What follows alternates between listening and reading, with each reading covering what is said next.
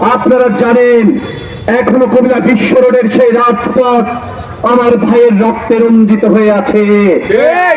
আপনারা জানেন আমার নোয়াখালী বিভাগ আন্দোলনের আমার সহযোদ্ধা সারথীর রক্তের দাগ এখনো শুকায়নি। আপনারা দেখেছেন আমার নোয়াখালী বিভাগ আন্দোলনকারীদের শেষ মুহূর্তে ফেসবুক আইডি, ফেসবুক পেজের উপরে সাইবার হামলা চালানো হচ্ছে। নোয়াখালীরা কিন্তু ঘুমিয়ে যায়নি, নোয়াখালীরা কিন্তু থেমে যায়নি। নোয়াখালী করে খেপাইয়েন না।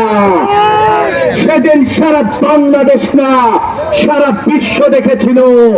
সেদিন জুলাই সনদে স্বাক্ষরের দিন হাজার হাজার নোয়াখালীরা জাতীয় সংসদ ভবন ঘেরাও করেছিল নোয়াখালী বিভাগের দাবিতে।